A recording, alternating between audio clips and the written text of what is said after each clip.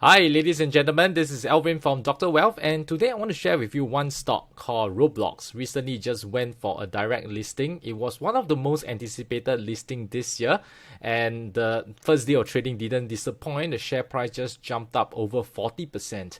So is this a hype or is this a glimpse of the future that's to come? Is it really worth buying after the share price has jumped up so much? So I hope to give you some ideas going forward from here. The usual disclaimer, pause and read it if you need to.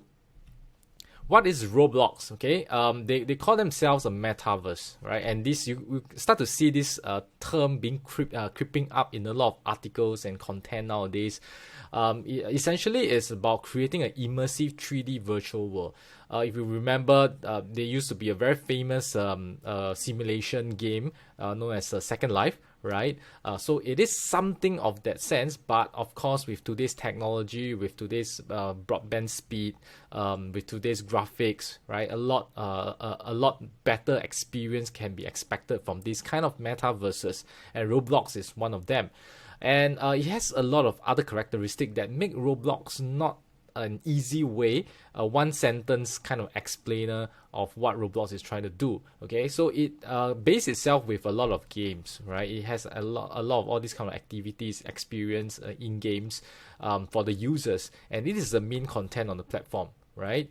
And on top of that, it's also a social network, okay, because individual user can interact with one another within this virtual platform.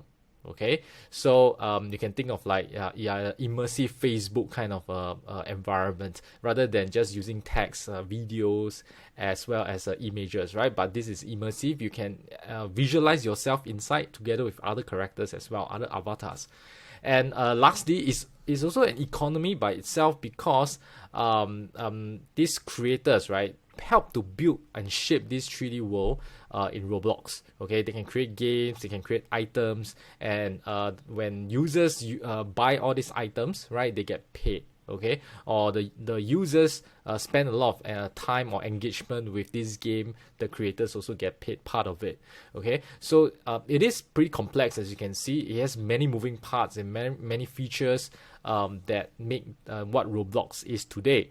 So you can see that there's a group of developers, right? There's players, okay, and then they can have social network connecting the friends. Okay, so the games are likely over here, which is the key content, and then the social network is what binds and you play the games with other friends. Maybe you have a little competition and things like this, right? So this is the entire ecosystem that Roblox has built up.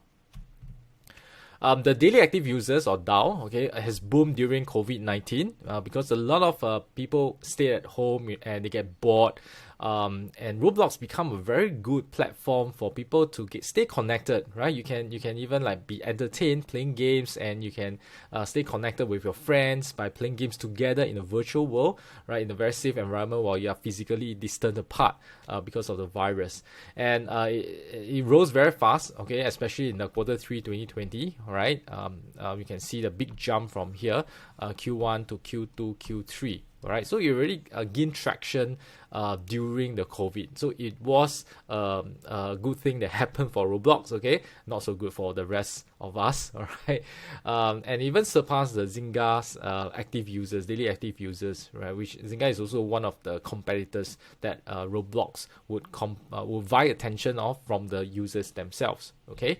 User demographics is very interesting, okay? Because if you take a look at this, more than 50%, more than 50% are below age 12. Okay, so it is very he has a very captive market in the very young children using this Roblox, okay, which is very unusual, right? Because a lot of games that we see are more focused on the adults, the more professional esports, but Roblox came in with a very different slice of the market segment. They have older players, right, but it's not the majority, okay? So this is one of the differentiating factor against other kind of gaming companies. And in terms of geography, North America still takes up the majority. All right. Asia Pac is a small percentage. Okay. Europe is quite sizable. There are plans to grow their games or their platform a lot more internationally. Right. So I will share a bit more on their expansion plans later.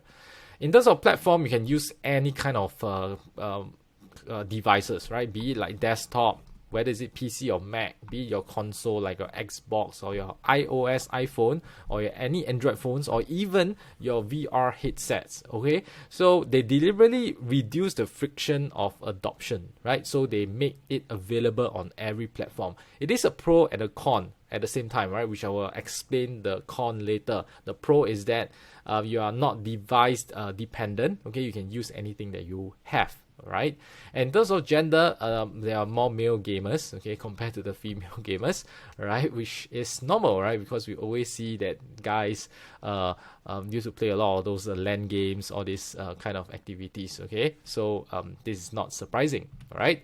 So how does Roblox make money? So you think of Roblox in the middle is a platform, okay, it's a two-sided platform. On one side is the players, right, or the users, and then on the other side are the developers, okay. So the developers will make games, experiences, and virtual items in this virtual world, right, on the Roblox platform. And then these players will participate. In order for them to play some games or buy some items, right, they need to buy this currency called Robux. Okay, this is the currency that's used in this virtual world.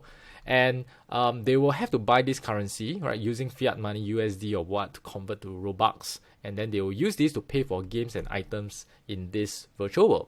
Okay, so users can buy the Robux by two ways. One is a one-time purchase, okay, but now they launch a new subscription mode, which is the Roblox Premium, where they can retain most of the user, right? Because it's a lot stickier if you have a subscription model and they just pay monthly. And to incentivize these users, what they did was that they give more discount, they give more items, more bonuses when you get on a subscription, right? Rather than you do a one-time purchase. Okay, so as of 30 September 2020, right, the average price of one Robux is about 1 cent. So which means the Robux currency exchange actually fluctuates. Okay, so that's a very interesting point.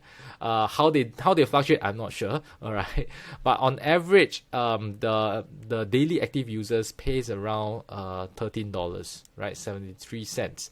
Okay, for average kind of bookings. All right, so that is the numbers that we see from the buyer side. And then on the developers, they are not going to develop things for free, right? So now we are moving into a more creator economy, and Robux is a very good example of how this creator economy can function. Okay, so in order to incentivize these developers to create better games, better experiences, more features, more stuff inside this virtual world to enrich it, okay, so they will give out a good portion of this Robux to the developers. Okay, so as of 30 September 2020, the developer earnings were amounting to about $200 million. Later, we'll take a look at how significant this is. Okay, and you realize that for the developers, what they can do, right, is that once they get this Robux, they can convert it to US dollar. Okay, and the conversion rate on 30th September is 1 Robux to sub 1 cent, okay, or 0.35 cents of USD.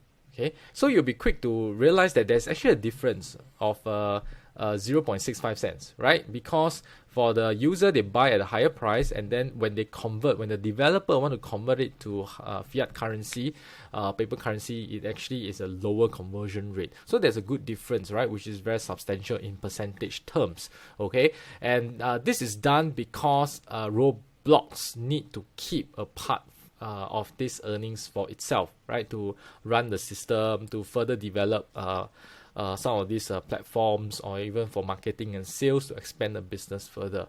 Okay, so that is how Roblox does it, right? What they do is that they take part of the Robux transaction fees before they pass it on to the developers, and there are actually more costs to that. Okay, which I'll share a bit more later. All right, so it's a fast-growing but loss-making company. From 21A to 21.9, you can see the revenue grew about 56%.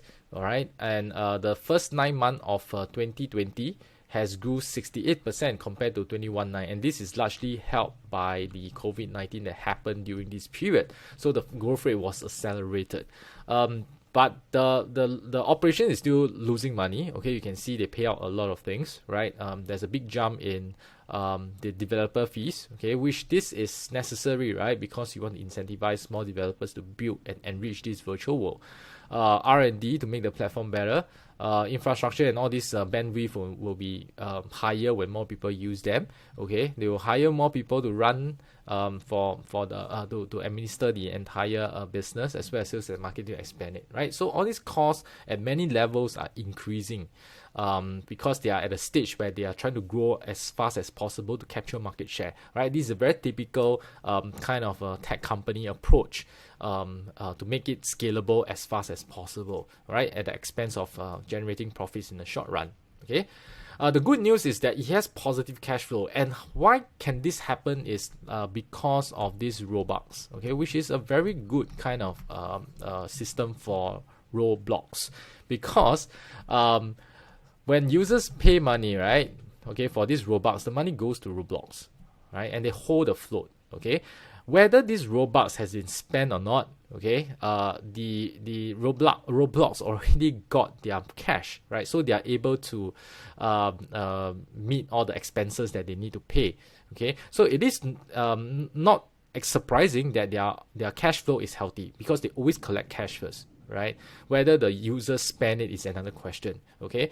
And that's why there's a desync, right? So there could be a lot of unused credits when where the Roblox couldn't recognize it as a revenue or a profit, right? That's why it seems lower on the income statement, but on cash flow statement it looks a lot healthier, because they keep collecting all this cash and they can be accounted under the cash flow statements. So I would say that this is a very healthy sign, because as long as their cash flow positive, right, they have an infinite runway. Okay, they don't need to actually raise money.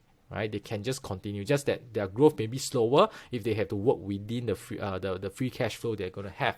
All right, operating cash flow is positive. Even you minus away the capex, right, to give you the free cash flow, it has been positive for the last 3 years. Right, so this is a very encouraging sign that because of this system, right, they always collect cash first, and I think that with the Robux premium would even be better, because the subscription will make the retention of customer and the retention of revenue even stronger.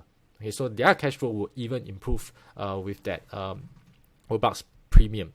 Right, as I said, it's not just the developers that they need to share the fees with. Okay, so this is a typical fee sharing. All right, because remember I said one of the downside that I'm going to mention later, which is now, is that when they open up the Roblox to a lot of other kind of devices, right, including your Apple, your Android, as well as your Xbox, right? So when users use this platform, right, to access Roblox, okay, then they need to pay the fees, the App Store fee, right, the famous App Store fee. Okay, that's like a toll gate for all the traffic that goes to all these publisher, right? So a good chunk of it, which is 25%, goes to all these App Store fees, and then there are some, which means about half. Okay, half of the fees are kept by Roblox. But then they also have their own costs, okay, like their infrastructure costs, their customer support admin costs, marketing and sales costs, their development costs, all these kind of other costs that's going to be, all right. So, I believe that once they hit a particular size, right, a certain size, the critical mass, they will turn profitable, right, even if they keep half of the fees, okay. So that is how the structure of the cost goes to. In terms of expansion plans, they laid out 3 plans in their prospectus. First is that it seems like they want to go beyond just games for the kids. Okay, they want to move into like entertainment, especially concerts now are limitation, learning. schools need to learn from home rather than in classrooms, and even businesses, right, meetings. Okay, so they want to expand that to concert, to classroom, to meetings, to conferences on Roblox. Okay, that sounds interesting. Okay, but I do think that if they move into like businesses, it has to be a lot more professional looking in terms of their avatar, because the avatar now looks very kiddish. Okay, which is relevant for the current target audience, right, but not going to be relevant for the business people. Okay, but we'll see how this develop later, right? And international expansion, as we say, the biggest market is still North America, right? There's still a lot of untapped market, especially in the Asia Pacific, which is a very, very large populated area. If they can get into China, that would be the best, right? But of course, with all the trade war going, that is still an uncertainty. And they also want to move out the age group, right, to 17 to 24-year-old. They realize that this age group is actually growing faster than their core group, which is 13 and below.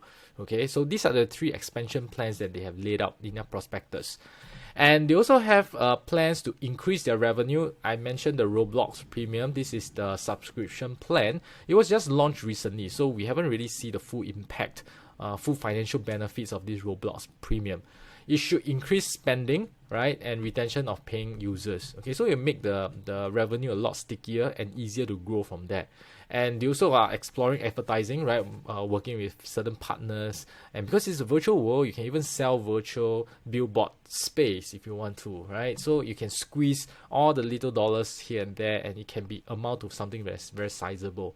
Okay, especially they have more and more users that are coming on board. So the more eyeballs, you can increase the price of your advertising. So it always makes sense. All right. So I did a few comparisons. Unfortunately, there isn't a direct competitor to Roblox in my opinion, because Roblox is very unique in that sense, that it is a metaverse, okay, and then it's game focused, all right. Whereas you talk about other companies like Unity, it's more like a game development engine, is not a gaming platform. But Roblox also have their own studio, which the developer will use, right? It's an engine, okay? It's a game development engine that they use to create games in the Roblox platform. Okay, so there is some similarity, but Roblox is more than just game development. It's not like Zynga. It's not just an online gaming platform. There's a social element to it, right? Because you can mingle with other friends, play the games together, solve puzzles and things like this, right? Whereas Zynga, it's not a virtual world. It's really more for gaming, okay? And then I also put in, because of the social element, I put in Snap.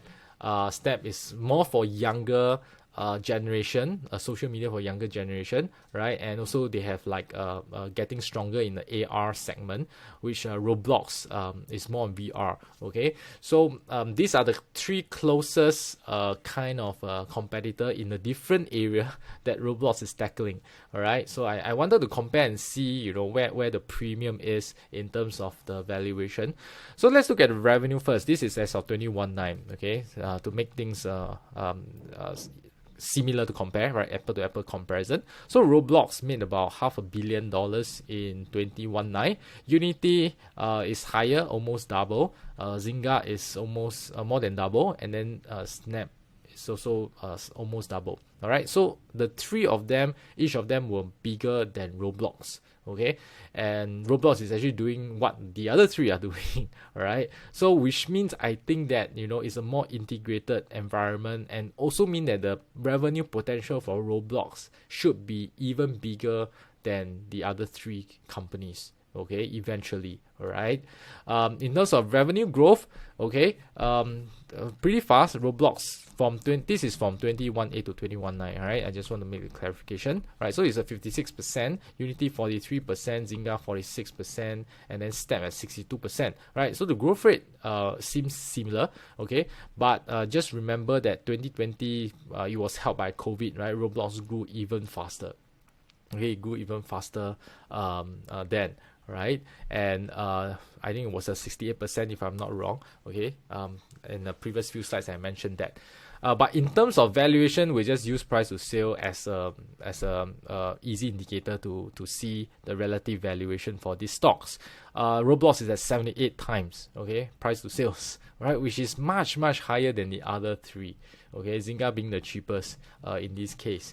Also probably because Zynga, the potential is not that high anymore, right? It has been a very successful gaming company for a long time, but it seems like it's not as popular as before, right? And I think that the year-on-year growth seems high over here is also because it was helped by COVID, okay? Whether they can grow on new games and things like this, that's unknown, right? Whereas people are more positive about what Roblox can bring in the future, okay? If we use 2020 revenue, it will drop to about 40 plus, right? But at this point in time, if we use the 21.9, it's actually at 78 times its revenue, because the whole 2020 revenue is not out yet. We only have until third quarter. It's still unknown for the final quarter, but it should be good, all right? So, in summary, I think that this Roblox is a very exciting company because it successfully created a virtual world, okay? Even though, right, Second Life had a very have a brief moment of fame, okay, it didn't really sustain from then on, right? I do think that, you know, usually if you are the first mover, you may not always win, okay?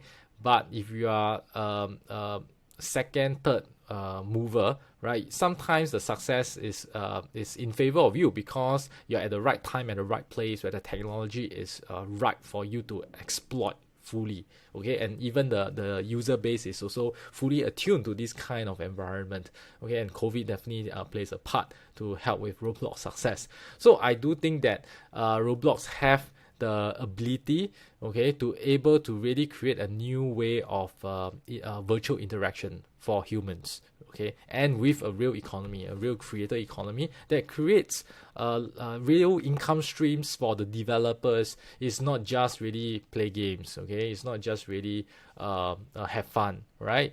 You can do a lot more things with this serious stuff. You can earn serious money from that, okay? It's fast growing and it's aided by COVID-19. Subscription should improve the revenue retention, all right? As I said, the financial benefits have not been reflected in the financial statements yet, okay? So I think I'm positive on this, that their revenue should grow even better going forward in the next few years. And the potential to expand beyond games to conferences, to concerts, classrooms, this will make it a comprehensive metaverse, all right? And that will be a very interesting space to watch even for myself, okay? I'll be keen to really, you know, participate. Right now, you know, I do join some of these virtual conferences, but you know, you have very minimal kind of interaction. But if you can really create a very immersive virtual world for people to interact, I think that's a whole new level of experience, right? So I think the future is bright for Roblox, okay? And it is not surprising that the market is pricing the share price at a high level, okay? It's high premium for its stock price, okay? I don't think it's wise or prudent to just go in a big position and buy it now, right? If let's say you want to participate a little bit, I think you can go in a small position. If the share price come down some more, you can always add at the later stage, right? But just understand that, okay, this is a premium price to pay for a stock with a lot of potential, with a lot of future that's ahead of it, okay? But I wouldn't put in a big amount, right? Even if I want to get a piece of it, okay? I hope I give you a good understanding what Roblox is and what it's going to bring in the future. And thank you for watching, right? All the best.